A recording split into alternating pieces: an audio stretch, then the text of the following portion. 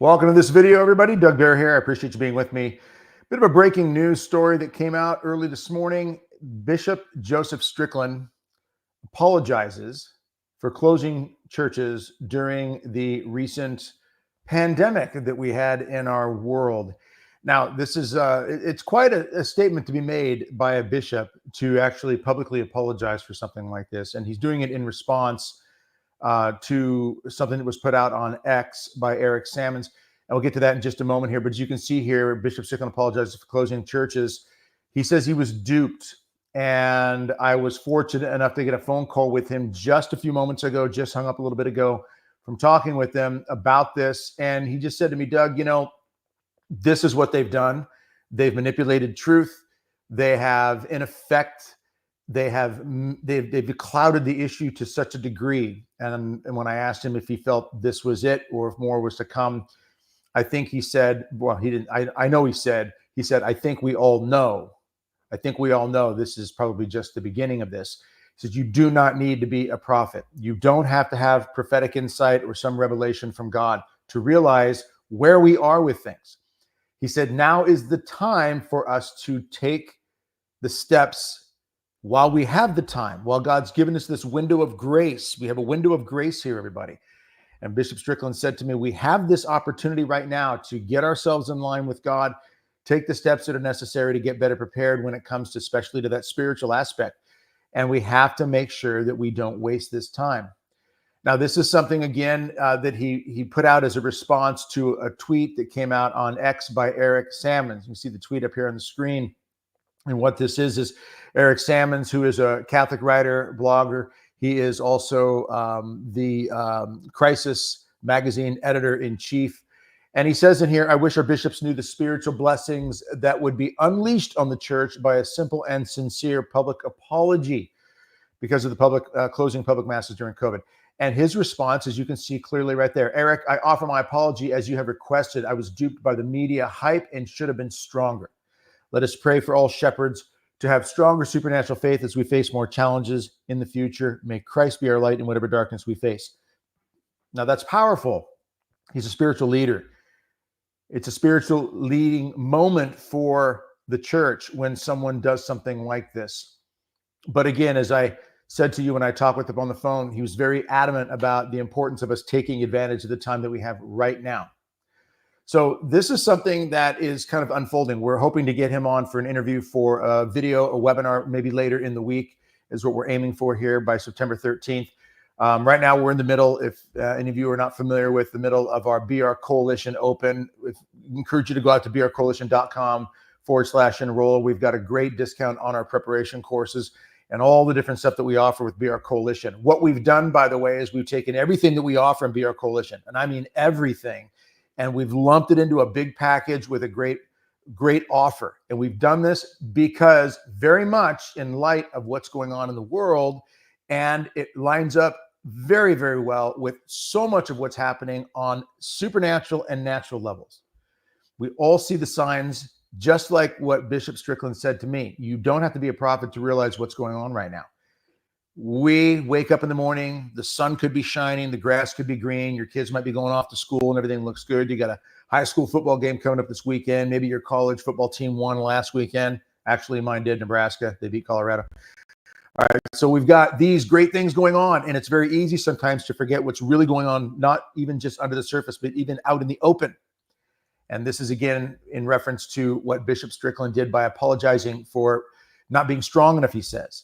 We need to be praying for our spiritual leaders. I asked him when we talked this morning, I said, Bishop, what are your thoughts with regards to people understanding the importance of praying for our spiritual leaders? And this is what he said to me. He said, Doug, I don't think people fully understand the importance of praying, let alone to actually go to God on your knees and beg him for good spiritual leadership. He said, people just don't seem to grasp fully the gravity of what's happening. Now, paraphrasing a little bit there. But in essence, he said, I don't think people understand the importance of even praying, let alone for spiritual leaders. Because I said to him, I was growing up, you say a prayer for the local priest, you say a prayer for your bishop, you kind of check that box, you throw that in there, you throw it in over here. Yeah, I prayed for the priest. I said a Hail Mary for him. And he's saying, look, we've got to deepen that. And so we want to encourage you, be our coalition. That's all we really try to do, is encourage people to get better prepared spiritually and naturally. And so we wanted to bring this out because this is something that is very pertinent for our times right now. And if we can get this message out to people, share videos like this, share this information with other people. What Bishop Strickland did, and as I've gotten to know him more and more, and again, you see in this tweet here, Eric, I offer my apology as you have requested. There's a humility in that is just unbelievable, if you ask me. I was duped by the media hype and should have been stronger. Now, what I see in there is, number one, the fact that he's saying to Eric publicly, as you have requested. Because Eric is right. I mean, imagine the spiritual blessings. I just don't know that we can understand what God will do to bless leaders and those who follow those leaders when they humble themselves before God and before others in the right and appropriate way. And I think the bishop has done that here. I was duped by the media hype and should have been stronger. We could all say that. Every time I go to the confessional, I walk out, I should have been stronger. Let us pray for all shepherds to have stronger supernatural faith as we face more challenges in the future. And again, let me remind you what the bishop said to me when I said, where do you think we are, with everything happening in the world? And he said, I think anybody can see this is just the beginning. They're not going to stop. There's so many things we can point to in society to make that very obvious, clear point that we see the fact that this assassination attempt against former President Trump and all the information that's come out looking like it's much more of an inside type affair or job. We see all of the attacks that go on, the smear campaigns. And I know this has been in the nature of man from the beginning. Cain killed his own brother Abel. But let's really get to the heart of it. What a lot of the effort going on right now is all about is about manipulation and control on a global scale. It's much more about a depopulation, as many have talked about, even the revelations that have come out from heaven, that there is an effort to destroy, tear down, depopulate, rewrite, reshape the Catholic faith even. And there's a lot of evidence to that as well at the highest levels. So what we want to encourage you to do, be our coalition, of course, is be as prepared as you possibly can on every level. Again, I want to reference one more time, beourcoalition.com/enroll. Go check it out right now. We check everything that we have. We put it into one package, drop the price dramatically. It's only until September 13th, Friday, which is the anniversary of the second to last apparition of Our Lady of Fatima. Don't go anywhere without Our Lady of Fatima. But we want to be offering to you this package so that you can take every step possible to be prepared spiritually and naturally. And that's what Be Our Coalition is all about, is natural and physical preparation.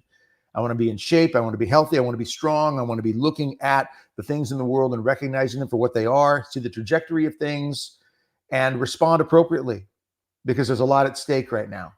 So please go out to beourcoalition.com/enroll. Take a look at the package that we have to offer here throughout the rest of this week, and share this information with others. Give other people the chance to know what's going on.